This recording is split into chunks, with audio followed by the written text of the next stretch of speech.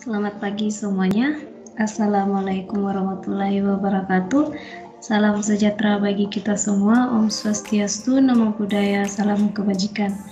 Pada kesempatan ini, kami dari kelompok 3 akan mempresentasikan progres hasil kerja kami mata kuliah menggambar teknik, yaitu penerapan Eco Village dengan konsep desain desa mandiri di Stamplat Girang Lembah Indragiri.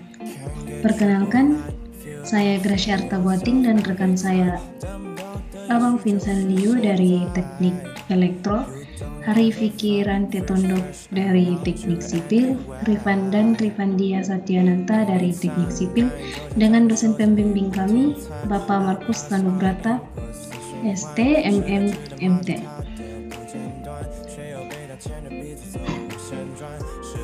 Stamplat Girang Indragiri ini terletak di Stamplat Girang, Lembah Indragiri, Kecamatan Ranca Bali, Kabupaten Bandung, Jawa Barat.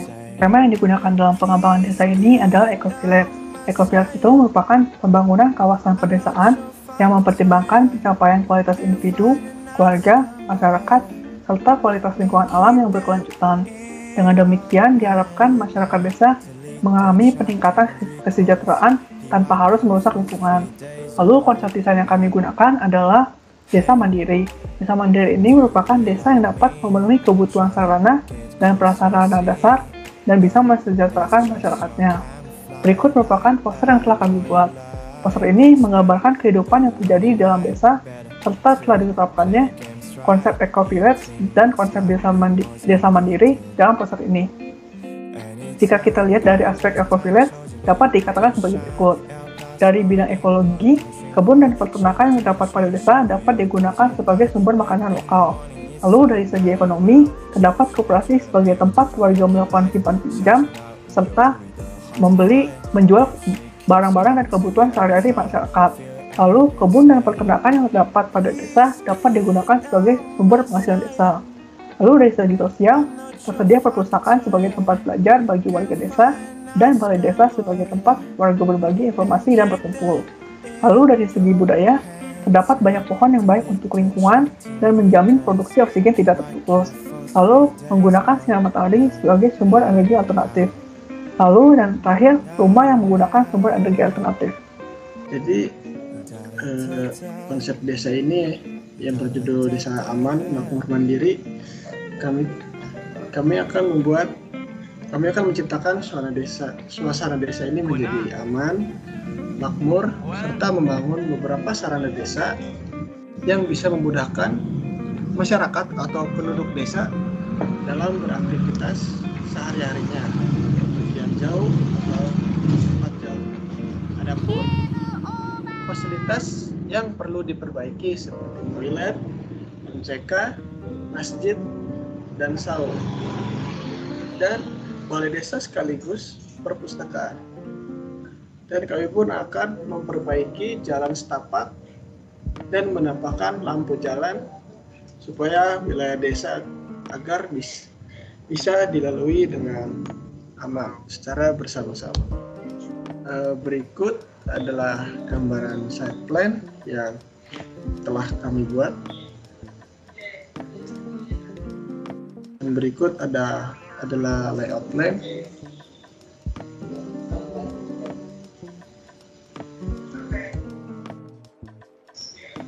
Berikut adalah gambaran rencana keunggulan. Yang pertama itu ada koperasi usaha bersama. Kita membuat koperasi karena yang pasti ingin memudahkan masyarakat atau penduduk desa untuk bisa mudah dan menikmati fasilitas yang disediakan atau untuk mendapatkan keperluan atau kebutuhan sehari-hari dengan tidak harus berpergian jauh untuk keluar desa.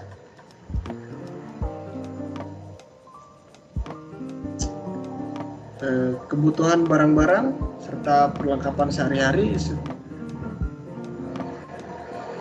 tersedia di koperasi ini seperti perlengkapan mandi, bersih-bersih, makanan, pakaian, perlengkapan rumah tangga, dan lain sebagainya.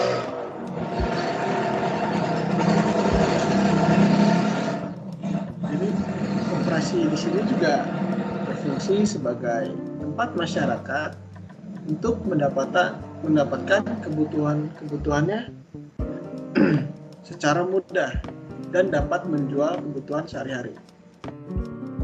Selain menjual, di koperasi ini dapat melakukan simpan pinjam. Koperasi ini juga meningkatkan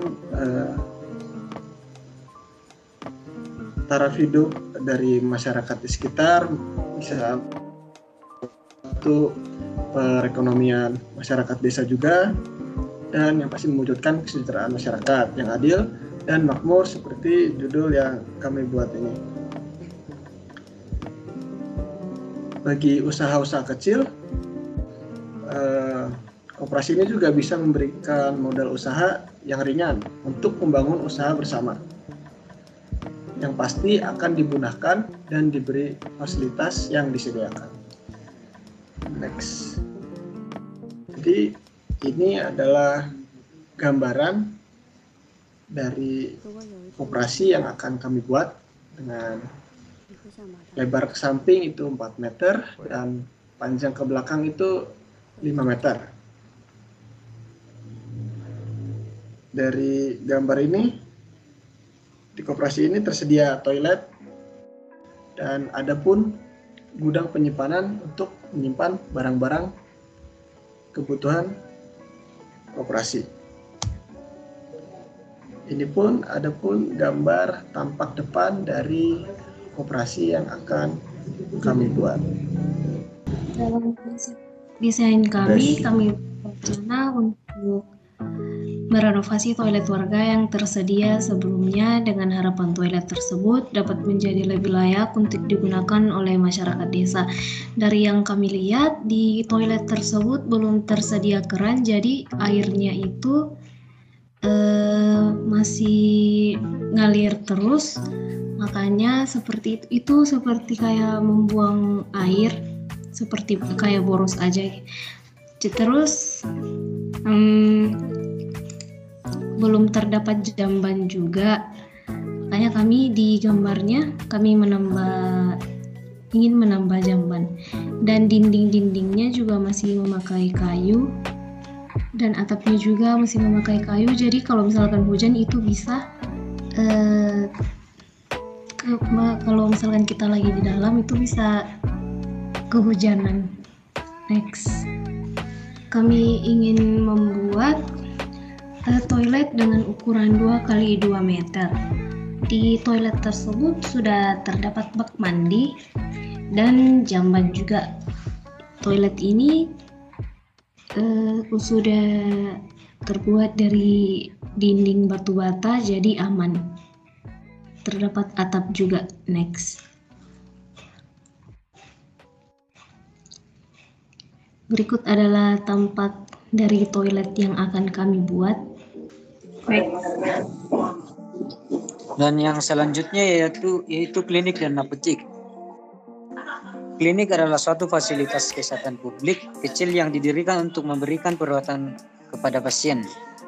Dan sedangkan apotek yaitu untuk menyalurkan obat-obatan yang akan diperlukan masyarakat.